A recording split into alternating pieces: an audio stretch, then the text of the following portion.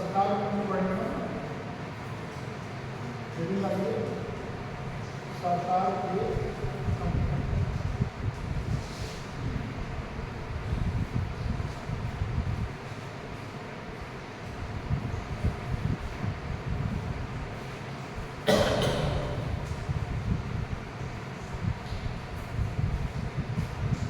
सरकार के कितने हैं? सरकार के कितने हैं? 3 है ना? क्या क्या है? न्यायपालिका, कार्यपालिका, व्यवस्थापिका, ये सरकार है। अभी हम लोग जब आगे पढ़ेंगे संसद, तो हम पूछेंगे संसद कितने हैं? वो कितने हैं? संसद कितने हैं? हाँ, तो समझो एक मामला है सरकार क्या और संसद क्या। सरकार के भी 3 अंग और संसद के भी 3 अंग। सरकार के 3 अंग व्यवस्थापिका, कार्यपालिका और न्यायपालिका। और संसद के अगर हम 3 अंग की बात करेंगे तो राज्यसभा, लोकसभा और राष्ट्रपति, ये अंग की बात हो जाएगी। अभी इसके बारे में थोड़ा सा हम लोग पढ़ेंगे कि लोकसभा में क्या काम होता है, गठन कैसे होता है, और राज्यसभा का कार्य क्या होता है, गठन कैसे होता है, राष्ट्रपति की नियुक्ति कैसे होती है, राष्ट्रपति की नियुक्ति कैसे होती है।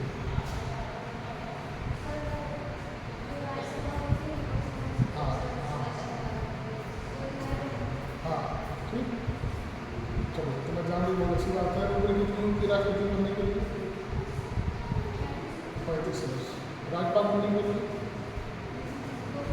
35 वर्ष। राज्यसभा सदस्य बनने के लिए 30 वर्ष। लोकसभा बनने के लिए लोकसभा 25। ग्राम प्रधान बनने के लिए 21। वोट देने के लिए ये जानना चाहिए ना, 18 से लेकर के 35 तक। मतलब कि जो राष्ट्रपति और राज्यपाल है इनकी उम्र, इनके लिए जो योग्यता रखी गई है कि ये नंबर 1 भारत के नागरिक हैं, नंबर 2 पागल दिवालिया ना हो, इनके ऊपर कोई देश विरोधी मुकदमा न चला हो, ठीक, और इनकी उम्र 35 साल से कम ना हो। पढ़े लिखे हों इससे कोई मतलब नहीं है, इसमें पढ़े लिखे की योग्यता नहीं है। प्राइमरी टीचर अगर आपको बनना है, BEd अनिवार्य, BTC अनिवार्य, TET pass, super TET pass, तब जाके आप प्राइमरी टीचर बनेंगे। प्राइमरी और राष्ट्रपति बनने के लिए कुछ नहीं है।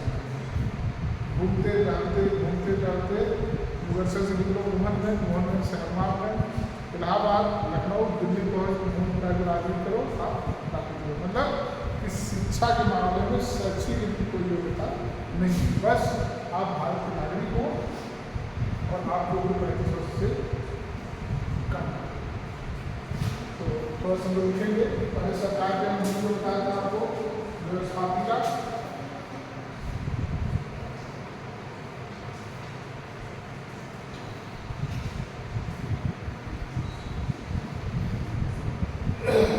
कार्यपालिका,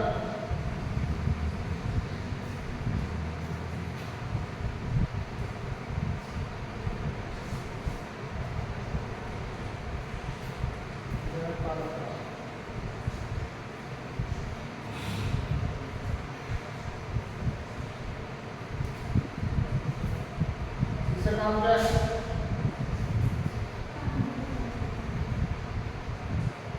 कानून बनाना,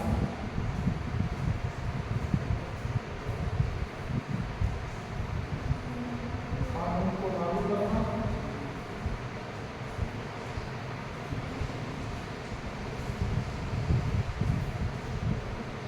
क्या है? कानून की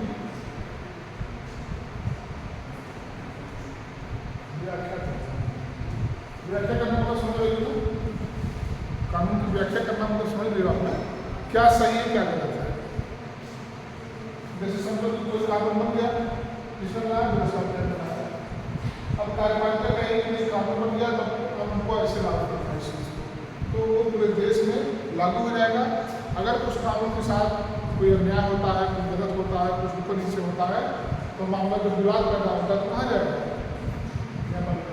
तो न्यायपालिका के पास दोनों विवाद होता है, दोनों लोग अपना अपना तर्क देंगे, अपने एविडेंस देंगे, साक्ष्य देंगे कि नहीं, तो साक्ष्य दिया जाएगा। जो कानून बनाया गया था उसमें साक्ष्य दिया जाएगा, भाई ये साक्ष्य है, ये कानून है कि किसी भी लड़की की शादी 21 वर्ष से कम नहीं हो सकती, अगर हो रही है तो जुर्म है। तो ये व्याख्या करेगा नहीं, कानून बना हुआ है, इसका मतलब जो भी कोई व्यक्ति 21 साल से कम की लड़की की विवाह करा रहा है, कर रहा है, या वह लड़की खुद जिसकी उम्र 21 वर्ष नहीं है तो शादी कर रही है, तो वो दोषी है। व्याख्या ठीक, व्याख्या का मतलब सही गलत का फैसला। अगली हेडिंग है संसद, ये समझ में आ गया?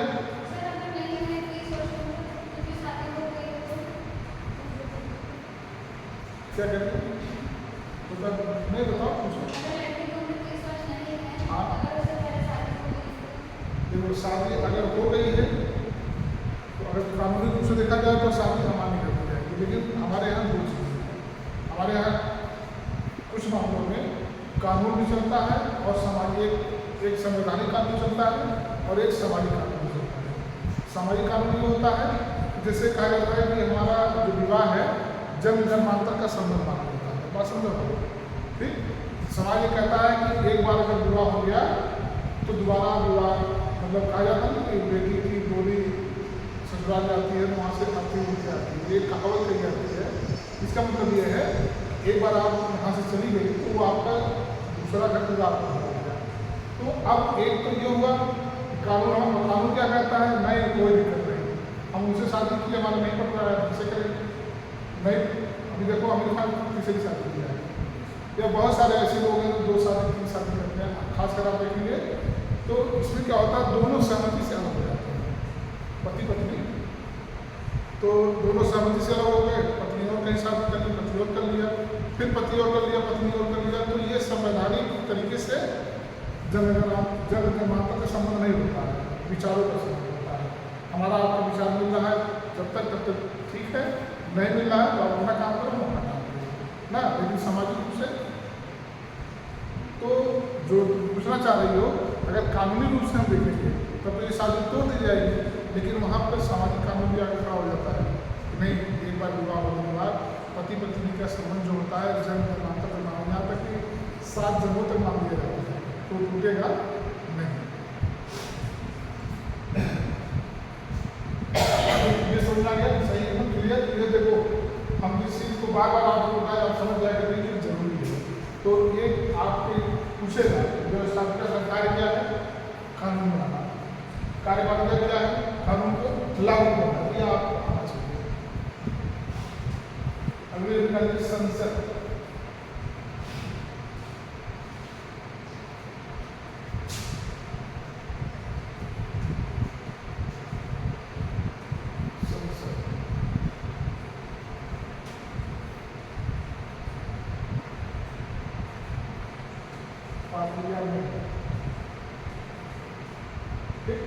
इंग्लिश विश्व करते हैं पार्लियामेंट, लेकिन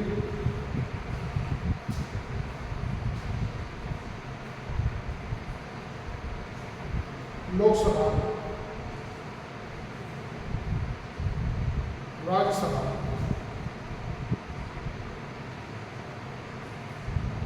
एवं राष्ट्रपति को मिलाकर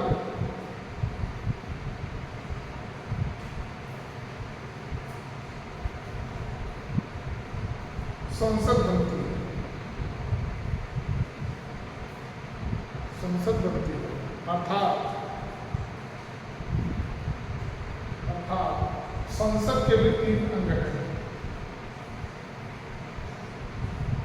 संसद के भी 3 अंग हैं। नंबर 1 लोकसभा, नंबर 2 राज्यसभा और नंबर 3 राष्ट्रपति।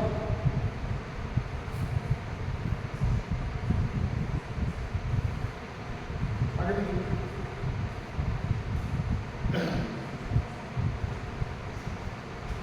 भारतीय लोकतंत्र में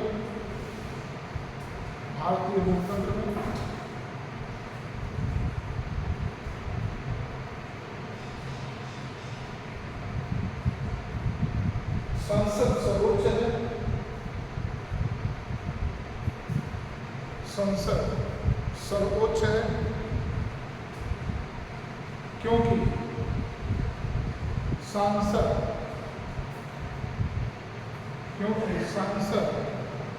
जनता द्वारा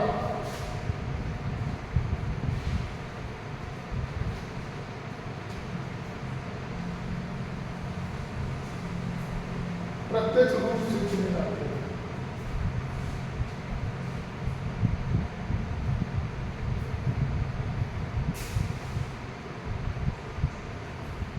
इसे हम लोग इंग्लिश में क्या कहते हैं? सांसद को एमपी। हमारे यहाँ दो तरीके का चुनाव होता है ना, एक विधायक का होता है, एक सांसद का होता है। तो जो सांसद होते हैं उनको इंग्लिश में क्या कहा जाता है? एमपी, मतलब मेंबर ऑफ पार्लियामेंट। और विधायक क्या कहते हैं? एमएलए। पूरा नाम legislative assembly, member of legislative assembly में। आप सुनो, ठीक है, दोबारा नई चीज़ों को याद रखो। MP member of parliament, parliament इसी इंग्लिश है संसद, मतलब कि संसद के सदस्य, नहीं हुआ। और जो विधानसभा है उसको हम इंग्लिश में कहा जाता है लेजिस्लेटिव, ठीक। तो उसका जो विधायक का मेंबर ऑफ लेजिस्लेटिव असेंबली।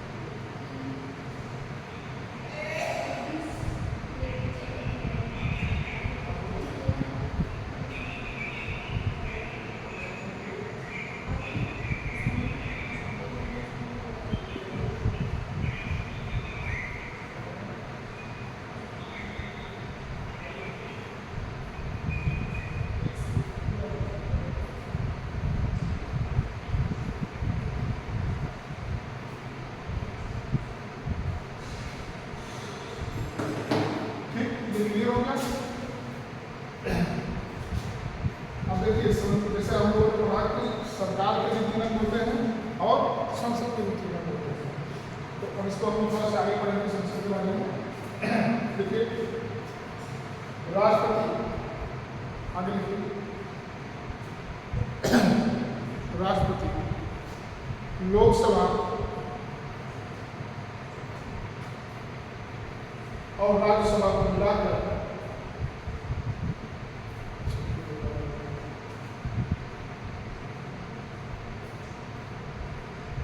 संसद बनती है। कानून बनाने का कार्य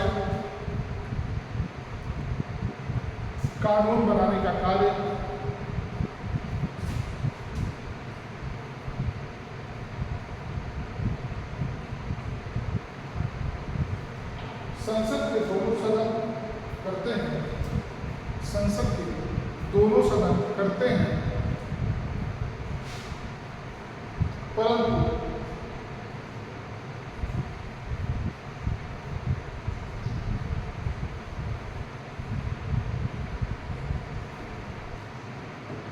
संसद के अधिवेशनों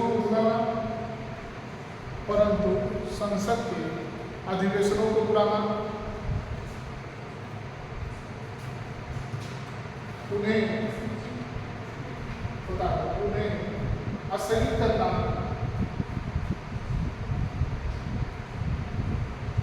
तथा लोकसभा को भंग करना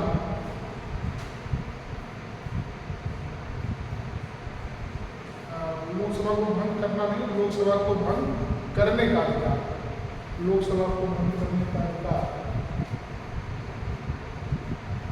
केवल राष्ट्रपति को, केवल राष्ट्रपति को।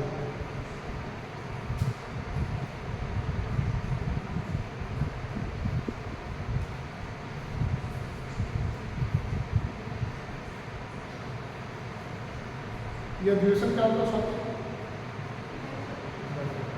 कब कब होती है? एक ग्रीष्मकाल में, शीतकाल। ठीक है, देखिए होता क्या है कि ये जो अधिवेशन होता है हमारे यहाँ संविधान में कहा गया है कि एक अधिवेशन से दूसरे अधिवेशन की जो समय का जो अंतराल है 6 महीने से अधिक का नहीं होना चाहिए। तो जाहिर सी बात है कि साल भर में 2 हुआ, लेकिन हाँ पता है नहीं, कम नहीं होगा, नहीं। अच्छा वो समझ बात है, मतलब कम से कम 2 होना चाहिए, अधिकतम कितना हो सकता है पता समझो।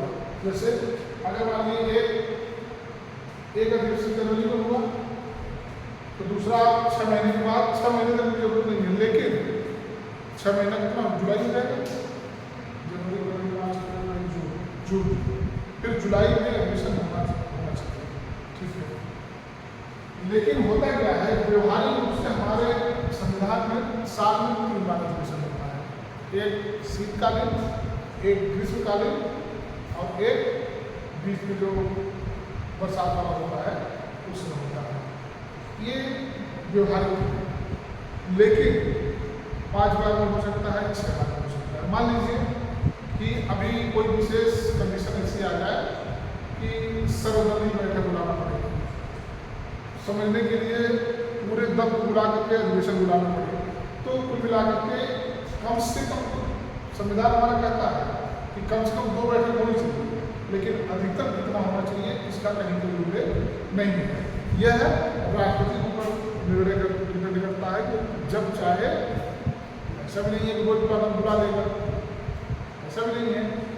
देश में कोई विपत्ति आ गई हो, कोई ऐसे मुद्दे आ गए हों जिनमें सबकी सहमति लेना अनिवार्य हो, कोई बाहरी आक्रमण होने वाला हो, कोरोना तेल गैस मामला में अभी संकट चल रहा था, तो ऐसे कंडीशन में थोड़ी देखा जाएगा कि अभी जनवरी में बैठक हुई है तो जाकर दिसंबर में होगी।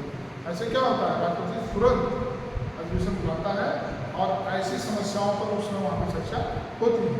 तो कुल मिला के कानून बनाने के काम लोकसभा राज्यसभा मिलकर करते हैं, लेकिन अधिवेशन बुलाना, संसद को स्थगित करना, ये सब काम राष्ट्रपति को ऊपर रहता है कि जब चाहे बुला करके ऐसे निर्णय, ऐसी समस्याओं पर चर्चा परिचर्चा करवा सकता है।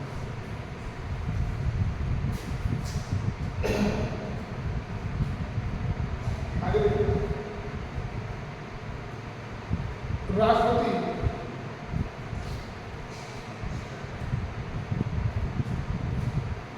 संसद के प्रत्येक अधिवेशन का, संसद के प्रत्येक अधिवेशन का उद्घाटन करता है,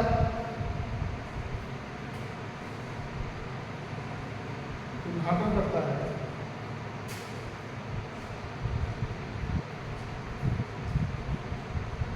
संसद द्वारा कोई नहीं बनाया गया कानून, संसद द्वारा कोई नहीं बनाया गया कानून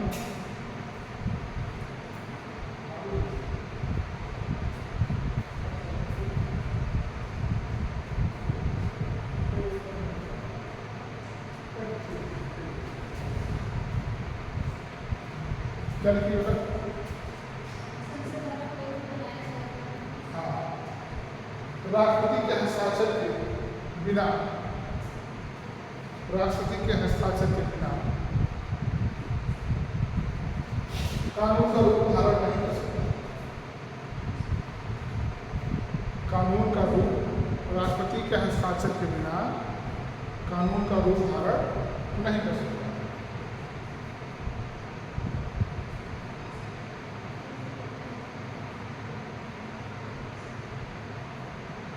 इस प्रकार एक लाइन में पारा भी पूछो, संसद पूरा हो जाए, क्या लिखिए? हाँ, इस प्रकार राष्ट्रपति संसद का अभिन्न अंग है।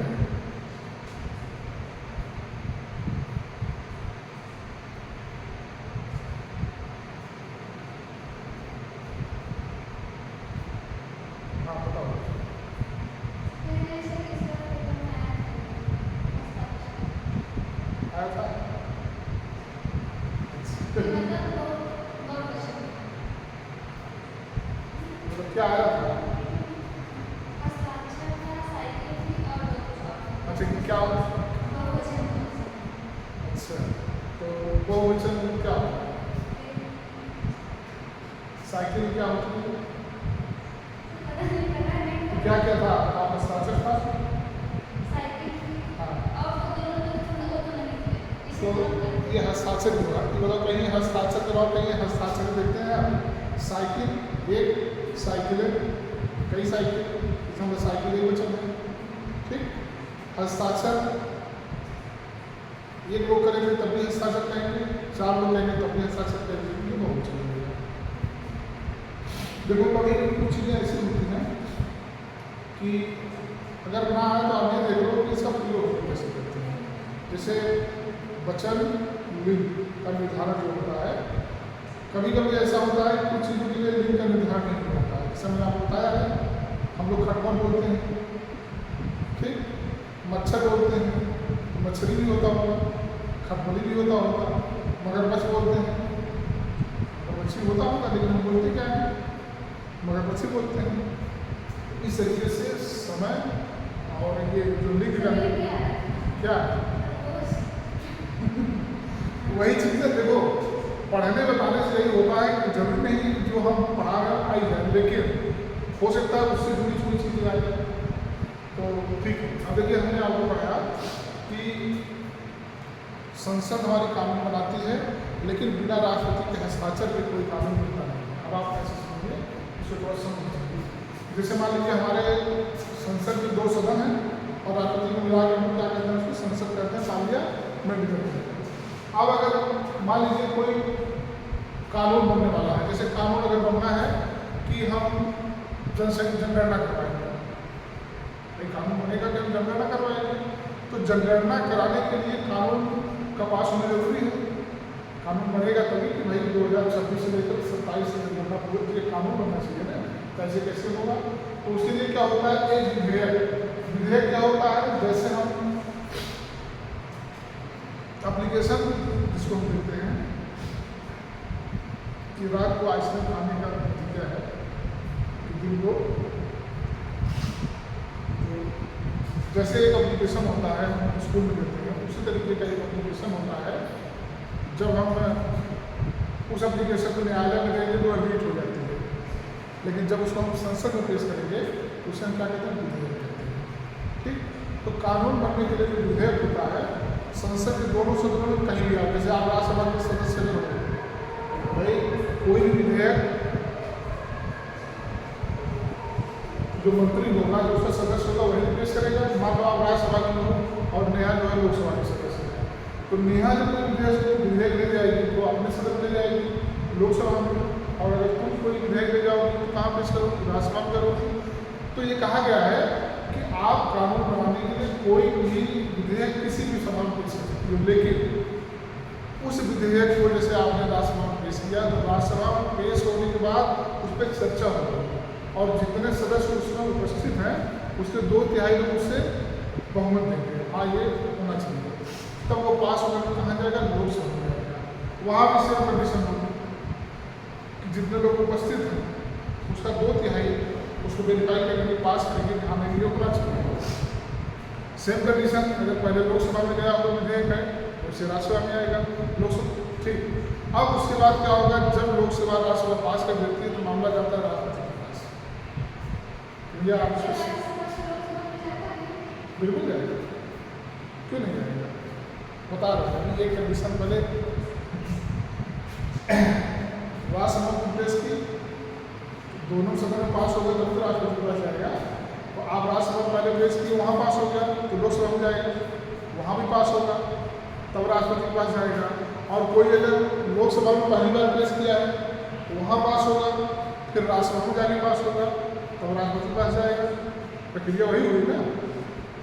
लेकिन इसमें जो एक धन विधेयक होता है वो बात की चीज़ें भी हम बताते हैं आपको, तो राष्ट्रपति के पास जब जाएगा तो राष्ट्रपति चूंकि है क्या, राष्ट्रपति है तो भारत का पहला नागरिक, लेकिन वह एक तरीके से स्टाफ का काम करता है, मतलब दबा हुआ है।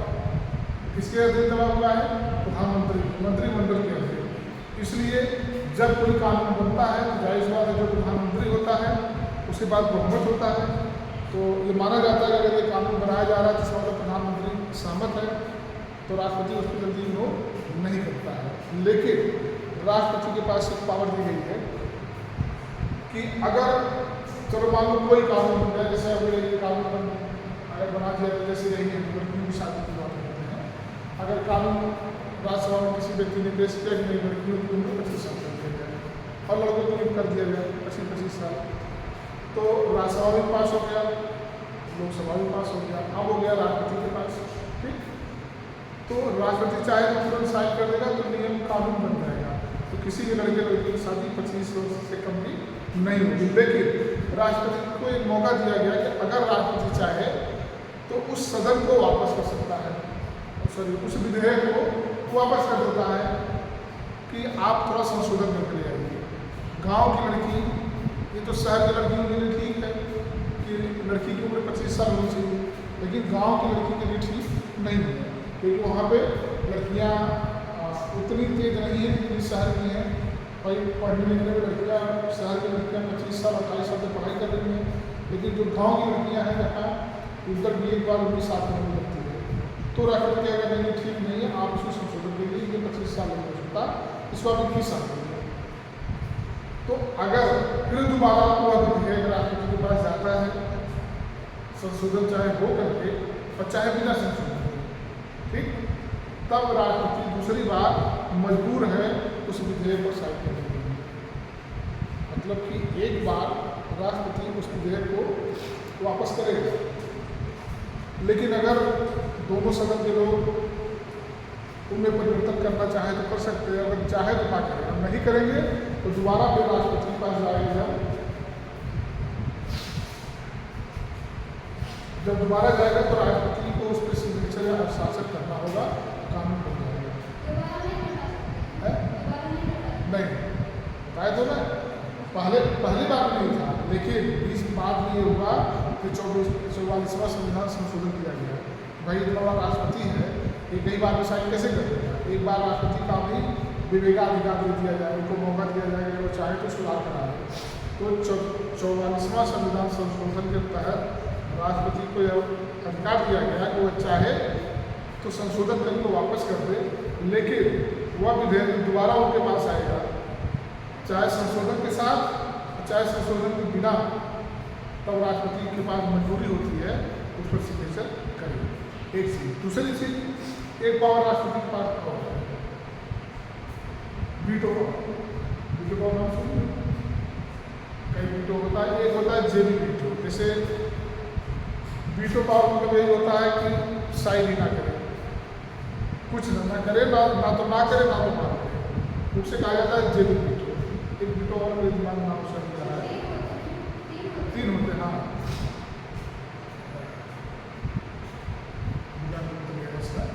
तो उस वीटो का जब प्रयोग करेगा, जेबी वीटो का जो कि सबसे प्रमुख होता है, उसमें तो एक ये है कि अगर वो साइन कर दिया तो पहले वीटो का प्रयोग किया तो वापस कर दिया, तो दूसरा वीटो का नाम मुझे नहीं याद आ रहा। तीसरा जो वीटो होता है उसका वो बड़ा अच्छा टाइप का है कि राष्ट्रपति भी कहता है कि अच्छा ठीक है, तुमको अगर हमको अधिकार नहीं दिए हो तो लाओ हम जेबी वीटो का प्रयोग करते हैं। जेबी वीटो का मतलब ये होता है ना तो साइन ही करेगा, ना तो वापस ही करेगा, ना तो हाँ करेगा, ना तो ना करेगा। अपने जेबी मतलब जेब में डाल के लेकर टहलना। तो पूरा जो मंत्रिमंडल है, लोकसभा है, राज्यसभा है, ये सब खबरा जाते हैं। अरे इतना दिन हो गया, उसकी कोई समस्या नहीं है। नहीं, कुछ नहीं, वही बता रहा हूँ मैं कि जेबी वीटो जो होता है राष्ट्रपति के पास सबको परेशान करने के लिए होता है, वो अपना लेके टहलेगा। 2 बार अभी तक जेबी वीटो का प्रयोग हो चुका है। एक कोई डाक संशोधन था और एक महिला आरक्षण का बिल पेश किया गया, तो 2 जगह से पास हुआ तो राष्ट्रपति ने नहीं किया। तो इस तरीके की चीज़ें होती हैं। तो कुल मिला करके जब कोई हमारे देश में कानून बनता है तो कानून बनने के जो लोकसभा राज्यसभा जो संसद के अंग हैं, यहाँ पे कानून बनता है। यहाँ से बनने के बाद वह विधेयक जाएगा राष्ट्रपति के पास। राष्ट्रपति जब उस पर हस्ताक्षर करता है तभी वह कानून बनता है। एक चीज़, दूसरी चीज़, एक चीज़ और आपको यहाँ बता दें कि कभी कभी अच्छा कानून कब बनेगा? जब संसद का सत्र चलता हो, या जिसको हम अधिवेशन कहते हैं वो चले। तो जब संसद का सत्र चलेगा तभी ये कानून बनता है। अगर मान लीजिए कोई ऐसी दिक्कत, जैसे मान लीजिए कि अभी संसद का सत्र नहीं चल रहा है और कोई कानून बनाना नहीं जरूरी है, तो क्या होगा? विशेष अधिवेशन बुलाया जाएगा। ठीक, चलिए ठीक है। अनुच्छेद 108 के तहत विशेष अधिवेशन बुलाया जाएगा। ठीक है, अगर ये भी नहीं हो पाया तो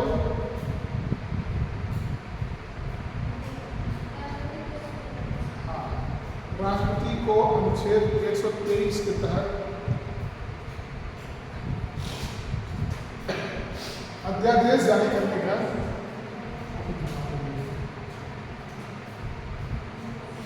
राष्ट्रपति को यह पावर दिया गया है कि अगर ऐसी कोई कंडीशन आ जाए कि सत्र में ना चल रहा हो लेकिन कानून बनाना बहुत जरूरी होगा, तो अनुच्छेद 123 के तहत राष्ट्रपति को अध्यादेश जारी करने की शक्ति दी गई है। चलो हम विवाह की बात कर रहे हैं। मान लीजिए विवाह कब होता है? कि अप्रैल से चालू होता है, ठीक, और उधर अक्टूबर या नवंबर से चालू होता है। और मान लीजिए कि अक्टूबर दिसंबर में सत्र होने वाला है, नवंबर से विवाह चालू हो गया है और सरकार का ये कि इसी सत्र से हम करेंगे कि लड़कियों की विवाह की उम्र के साथ होनी चाहिए। ठीक, अब क्या होगा? अब सत्र तो चल नहीं रहा है तो कानून कैसे बनेगा? उस समय राष्ट्रपति के अधिकारों का प्रयोग किया जाएगा और राष्ट्रपति अनुच्छेद 123 के तहत अध्यादेश जारी कर देगा। इस सत्र से या इस तारीख से, इस महीने से लड़कियों की शादी की न्यूनतम उम्र की शादी कर दी गई है। ठीक, लेकिन इसकी एक शर्त ये होती है कि जब अगला अधिवेशन होगा, अगला सत्र चलेगा, उस अधिवेशन में यह कानून जो अध्यादेश है सबसे पहले वहाँ पर उसको पारित करना पड़ेगा। किससे? लोकसभा से और राज्यसभा से, और पास है तो उसको विधिवत कानून बनाना पड़ेगा। अगर सत्र चले और कानून नहीं बनाया गया तो अध्यादेश अपने आप समाप्त हो जाता है। मतलब अध्यादेश मतलब होता है अस्थायी कानून, अस्थायी कानून। तो ये भी होता है। तो कुल मिलाकर के अभी आपको मोटिव होगा ये पढ़ना है कि हमारे देश की जो संसद उसके 3 अंग हैं: लोकसभा, राज्यसभा, राष्ट्रपति। राज्यसभा लोकसभा कानून बनाते हैं और राष्ट्रपति उस पर हस्ताक्षर करता है, तभी जाकर के कानून आगे बनता है।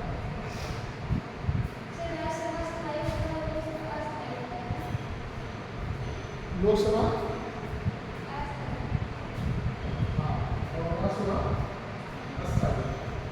भाई लोकसभा के सदस्यों का कार्यकाल 5 साल का होता है, राज्यसभा चुनाव होता है, तो लोकसभा का जो कार्यकाल है वो 5 साल का होता है, इसलिए उसको अस्थायी कहा जाता है। राज्यसभा के सदस्यों का कार्यकाल 6 वर्ष का होता है और इसका कभी रिटर्न नहीं होता, इसलिए राज्यसभा स्थायी होता है। ठीक, और राज्यसभा उच्च सदन है और लोकसभा निम्न सदन। मालूम नहीं आला सदन नहीं, इतना हमारा हो गया। सुनो हमारा लेक्चर जो मैं लिखवा रहा था उसको पढ़ना। ठीक, बोले इसी सदन को नहीं आता है, कम आता है, आ जाएगा। अगर इतना समय देंगे अधिवेशन क्या होता है, लोकसभा क्या होता है, राज्यसभा क्या होता है, धीरे धीरे समझ आ जाएगा। उनको स्वाति को सब पता है। जैसे मैं बोल रहा हूँ तो पकड़ में हाँ अध्यादेश, अधिवेशन, सत्र, बैठक, तो जरूरी नहीं कि आप जब पढ़ेगा आपको याद ही हो, लेकिन जब सामने आएगा तो जरूर आपको याद आएगा। ठीक है, अभी अगर हम पूछे तो आप नहीं बताओगे, लेकिन अगर पेपर में आएगा तो तुरंत विकार हो जाता है, उसको आप कर लीजिए। हाँ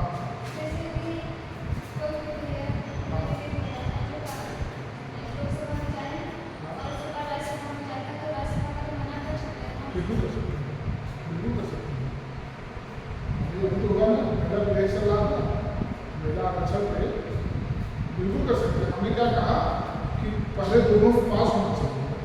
भाई ठीक है, सवाल तो लोग अच्छा किया कि लोकसभा में केस हुआ, लोकसभा में पास हो गया है, राज्यसभा में आएगा तो हम पास होना चाहिए। विरोध वहाँ में होता है और जितने सदस्य उपस्थित हैं उसके 2 थे, जो थे वो समझ रहे ना, अगर 100 है तो लगभग 66 तो आगे तो 33 पॉइंट कुछ एक का होता है, 2 थे लगभग 66 मान लो, तीनों लोग की सहमति होनी चाहिए। अगर नहीं होता है तो विधेयक वही फटता रहेगा। कब तक? लोकसभा के पास है तो राज्यसभा में फटता है, राष्ट्रपति के पास तभी जाएगा जब वह दोनों जगह से पास होगा। बिल्कुल बिल्कुल सेम कंडीशन, बिल्कुल एकदम से। हाँ, एक चीज और याद रखिए आप लोग कि जो वित्त विधेयक होता है,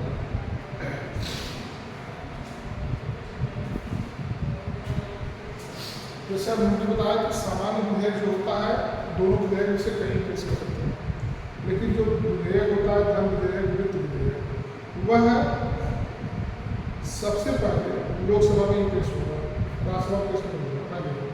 पहले नहीं होगा, लोकसभा से पास होगा, लोकसभा में पेश होगा, लोकसभा से पास होगा और राज्यसभा में जाएगा। इस धन विधेयक को राज्यसभा रोक नहीं सकती। सामान्य विधेयक से अलग एक धन विधेयक होता है। सामान्य विधेयक को आपको समझा गया, चाहे लोकसभा में पेश किया जाए चाहे राज्यसभा में किया जाए, दोनों में पास हो गए तो कोई नहीं होगा। लेकिन जो धन विधेयक होता है वह सिर्फ लोकसभा में ही पेश किया जाता है, उसको पहले राज्यसभा में पेश नहीं किया जाता। और लोकसभा में पेश करने के बाद लोकसभा में पास हो जाता है तो राज्यसभा में जाएगा, कहा जाएगा कि इसको पास कर दो। तो वहाँ पे धन विधेयक को रोकने का अधिकार राज्यसभा के पास नहीं, मतलब उनको उसी रूप में उस पर सहमति के पास किया है। मतलब आप भी समझो कि लोकसभा जो धन विधेयक होता है वह लोकसभा में ही निर्माण होता है, वहाँ से पास हो गया तो राज्यसभा को रोकने का अधिकार नहीं है। अब आप सब पूछेंगे सर धन विधेयक क्या होता है? ठीक, धन विधेयक और वित्त विधेयक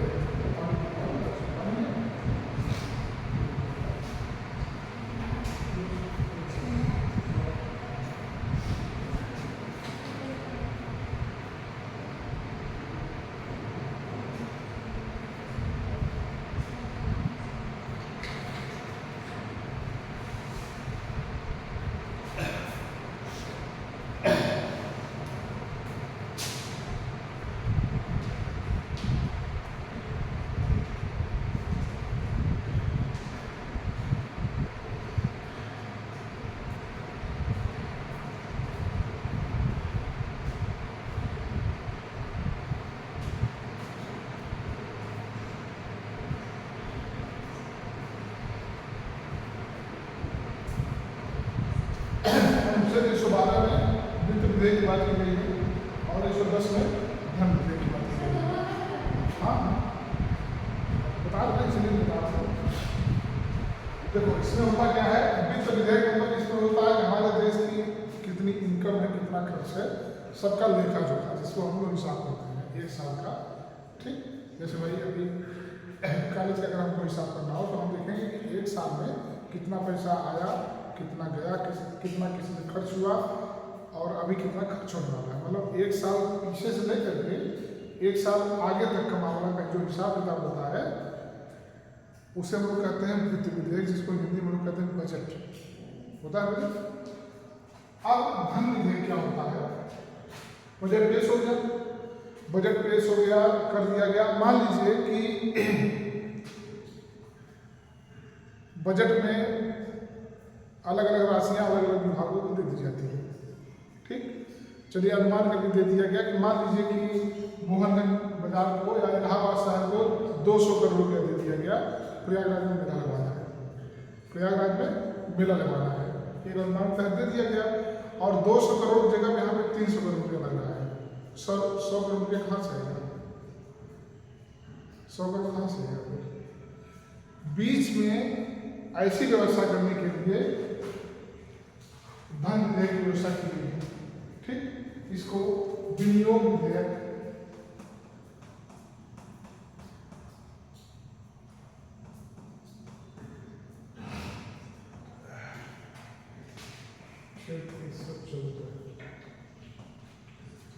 ठीक। तो जब ऐसी कंडीशन आएगी कि जब एक बार बजट में पैसा पास कर दिया जाता है तो दोबारा अगर उस पर पैसे की जरूरत पड़ती है तो उस पैसे को फिर निकालने के लिए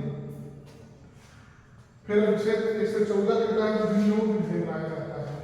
विनियोग विधेयक जब पास होगा, विनियोग विधेयक जो लोकसभा में पेश किया जाता है वह विनियोग विधेयक के नाम से पेश किया जाता है कि पैसा कम पड़ गया, फिर से पैसा चाहिए है।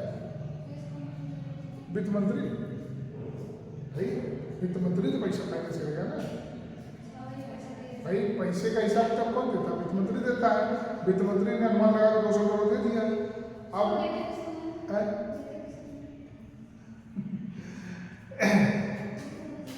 वित्त मंत्री ने पास किया। भारत का एक सचिव होता है, इसका मालिक कार्यपालिका का मालिक। वित्त मंत्री पास किया। वित्त मंत्री में 3 प्रकार के मंत्री होते हैं। वित्त मंत्री इसमें कौन है? निर्मला सीतारमण है ना। वो पास करके दे देंगे किसको? जो वित्त का राज्य मंत्री है। राज्य मंत्री किसको देगा? उप मंत्री को। उप मंत्री किसको देगा?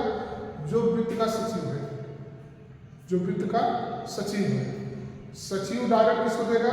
उत्तर प्रदेश के मुख्य सचिव को। ठीक, उत्तर प्रदेश का सचिव किसको देगा? जो प्रयागराज का डीएम है। अब डीएम किसको देगा? जिसको ठेका दिया गया है कि आप ये काम कराओ, ठीक ना। तो ये इसकी एक चैन होती है, वहाँ से पैसा चलेगा ऐसे आते आते। अब जैसे कभी कभी आप देखे होंगे कि मेला का प्रभारी किसी एक अधिकारी को, जो IAS अधिकारी होता है, मेला का प्रभारी उसको बना दिया जाता है। तो उत्तर प्रदेश का सचिव पैसा देगा जिलाधिकारी डीएम को, और डीएम पैसा देगा जो मेला का प्रभारी जिसको बनाया गया है। अब जो मेला का प्रभारी बनाया गया तो वो देखेगा कहाँ कहाँ कौन सा पैसा लग रहा है, तो इस तरीके से पैसा खर्च करता है ना। तो फिर हाँ आप समझो, तो 200 करोड़ हो गया, अब 100 करोड़ रुपये और चाहिए। तो 100 करोड़ के लिए बात यहाँ से जाएगी नीचे से कि सर आप 200 करोड़ दिए तो बड़ा काम हो गया, लेकिन 5 पीपा का पुल अभी बनाने हैं और पब्लिक बहुत आ रही है।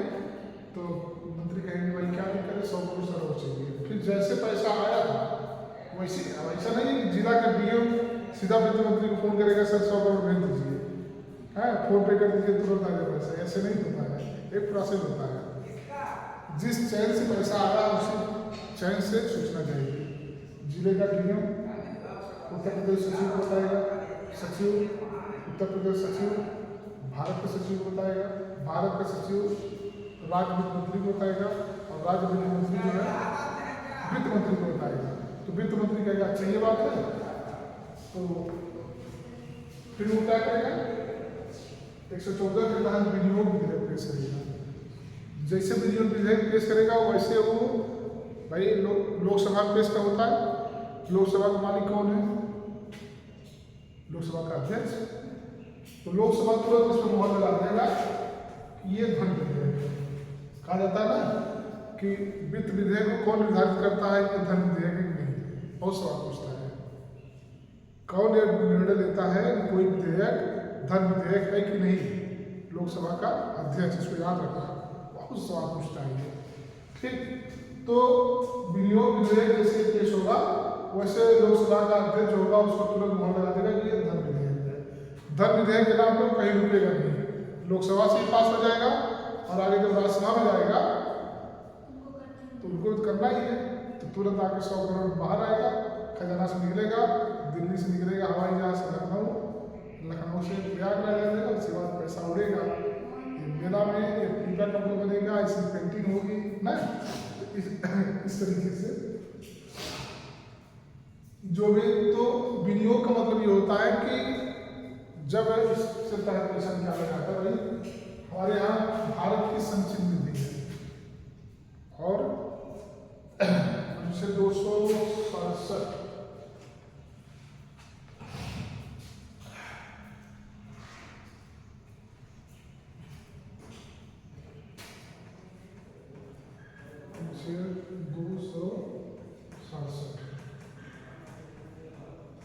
भारत की संचित निधि और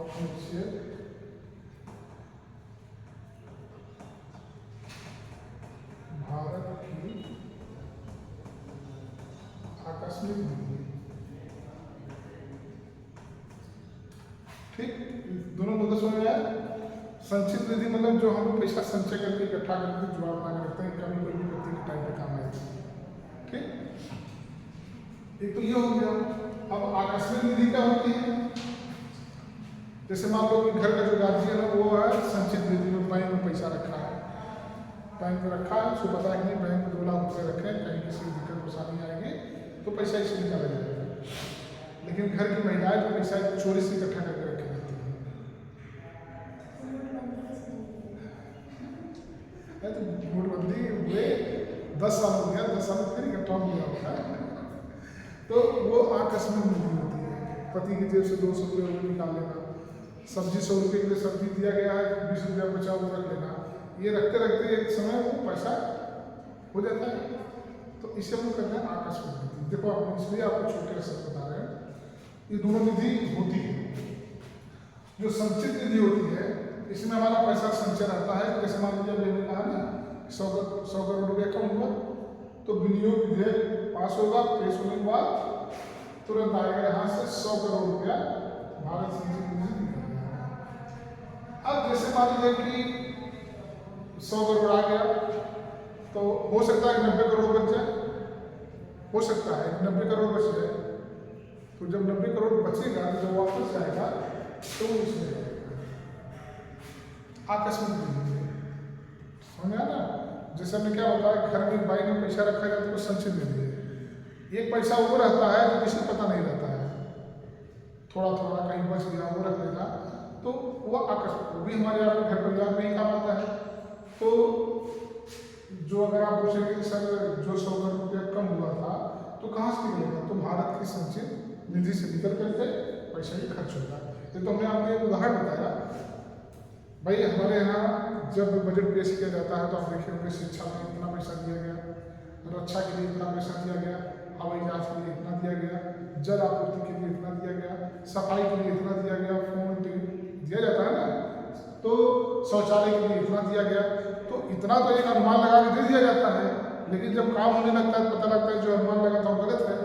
अनुमान लगा था 100 रुपये का और काम हो रहा है 150 रुपये का, तो 50 रुपये चाहिए नहीं चाहिए, तो फिर कैसे मिलेगा। विनियोग विधेयक जिससे विभाग का रहेगा वो विनियोग विधेयक पेश करेगा अनुच्छेद 174 के तहत, फिर वह पास होगा, फिर संचित निधि से पैसा निकलेगा। अब आप थोड़ा सा बोलने में दिक्कत हो रही है और मुझे लगता है आज कोई और हाँ